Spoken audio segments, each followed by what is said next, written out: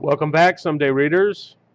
I am the Someday Reader, and in our quest to build a better stack of books, we're going to branch out a little bit. We're going to talk about a comic series which I recently acquired.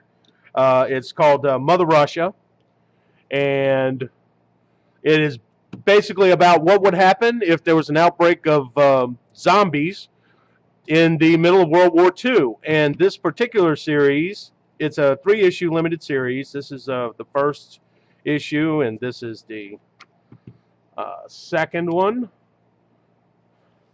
And this is the third one. I really love this cover.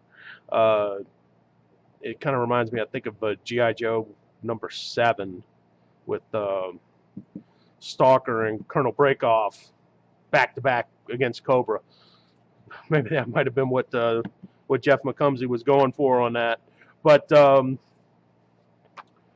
this is, as I said, this is a 3-issue limited series. They also offer a trade paperback, if I'm not mistaken. But I was in the mood just for some good old-fashioned comic book tactile sensation, because this is like the comic books from when I was a kid. Feels like it, and I have to say, Jeff McComsey is one of my favorite artists now. I think I can't say that I don't like his art style.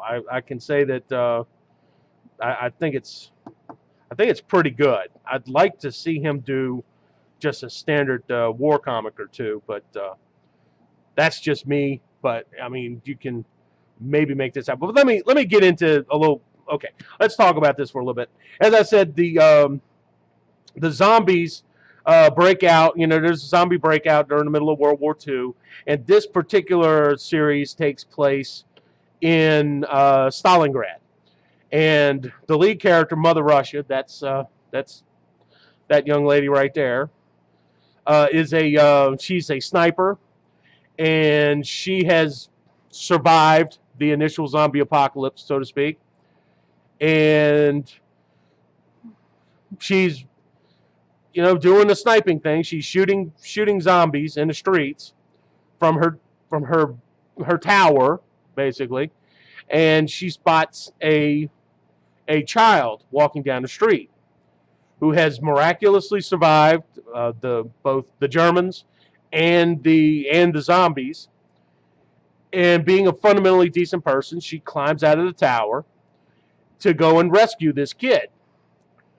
Well, the kid, being a kid, starts screaming and hollering and everything, and draws a crowd of zombies. So she is forced to run in the opposite direction from where her safe house is. And you can imagine where this is going to go. She's surrounded by a horde of zombies, desperately trying to get back to her tower. And she's basically at the end. I mean, she's down to just her pistol left, or a revolver, to be specific. And that's it. The zombies are going to get her. And she is rescued by a mysterious figure who is, of course, a German soldier. And the Russians or the Soviets and the Nazis and the Germans and the Russians, all pretty much the same thing at this point. There's not a lot of trust between them. And even in the midst of a zombie outbreak, I would be hard pressed to say, yeah, I think they would probably work together, but more than likely, no.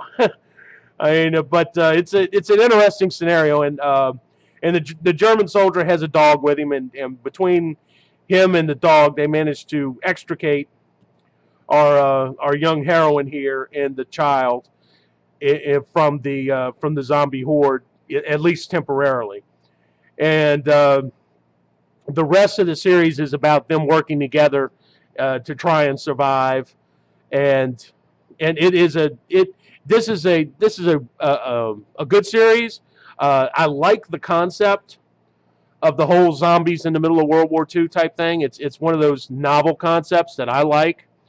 It's got two of my favorite subjects in it, zombies and World War II. So naturally, of course, I'm a sucker for it. And it's I, I think it's called I'm going to call it the Fubar universe. But there's at least one more that's set in Western Europe. There's another one that's set in the Pacific. And as I said, there's a trade paperback available for this, which I will more than likely pick up. And I recommend, as of course you've probably guessed by now, I'm recommending this series. And I don't know if I've mentioned Jeff McComsey. He's the artist and the writer.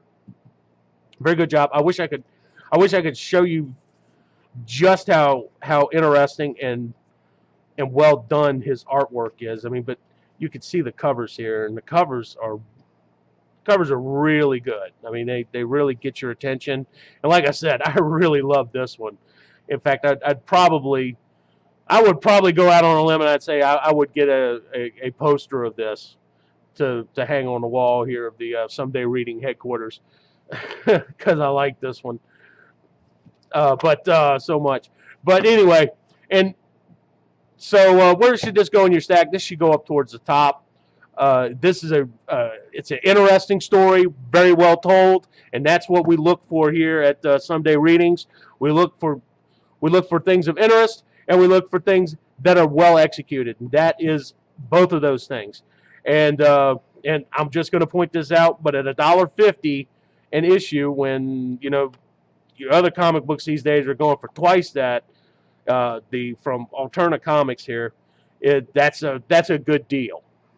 That much entertainment for that price point is a good deal. But not that I'm not doing a commercial for them or anything. I'm just pointing that out, because I get so often these days you pay $4 for a comic book and it turns out to be disappointing. Yeah, and you're not gonna find that here. I mean, take my word for it. This is well worth the time and effort, and it's well worth your coin. So with that, I'm gonna bid you adieu.